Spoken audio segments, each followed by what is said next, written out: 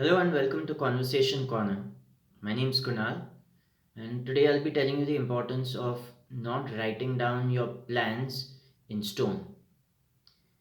People who are lazy and people who tend to procrastinate a lot can benefit a lot from writing down a plan, sticking to it, and following it.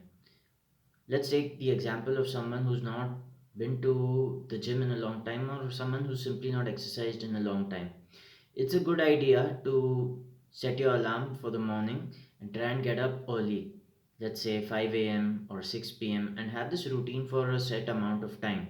The first few times you fail, but later you stick to the routine and things go really well. The problem really arises when you make that routine your master instead of being its own master. So let's say you have a wonderful opportunity somewhere to go meet someone new, but at that point in time you decided, no, this is the time I exercise and I can't do anything else but exercise at this point in time.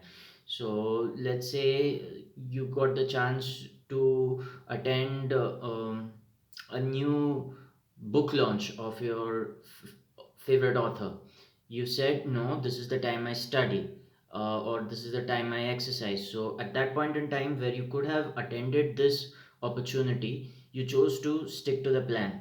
Now, it may seem to be a good idea to stick to your routine initially when you're just getting started. But the point you need to keep in mind is the routine is here to serve you. You are not here to serve the routine. And quite often in life, you'll come across instances where you'll need to make decisions that go off the regular track. I think it's called, is it deroute? Or I'm not quite sure. But detour is the word. Yes, the word is detour. So when you're on your way to the destination, very often you need to take a detour because sometimes the road ahead may not be clear or something else came up.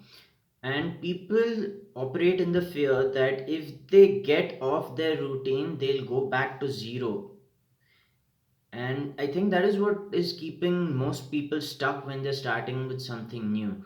So they build up momentum, they write their plans for the next day, they try and stick to those plans, but soon those plans become their masters. The plans start controlling them now instead of them controlling the plan. And anytime a good opportunity comes across, you may not act on it because you're sticking to the plan. So plans are good for people who have absolutely no structure, but we need to keep in mind that plans cannot be written in stone. I really don't like to use the word flexibility a lot, but that seems to be the only apt word for this scenario. You have to get a certain level of discipline in order to do work consistently, but keep in mind that ideas and creativity don't come to you with your consent, they arise spontaneously in your mind.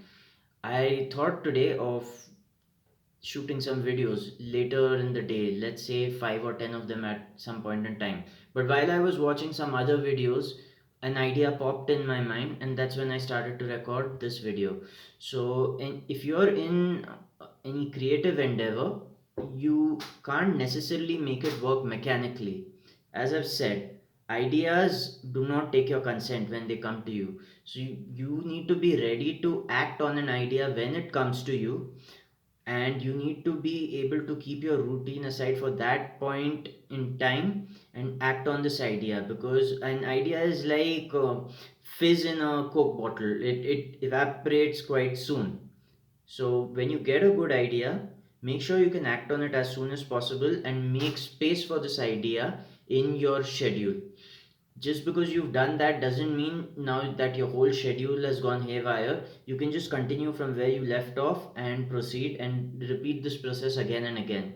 It's hard for people who are perfectionists to adopt this into their life, but practice makes perfect, and if you give this enough time, you'll find that you can balance your schedules with the execution of new ideas that come to you spontaneously.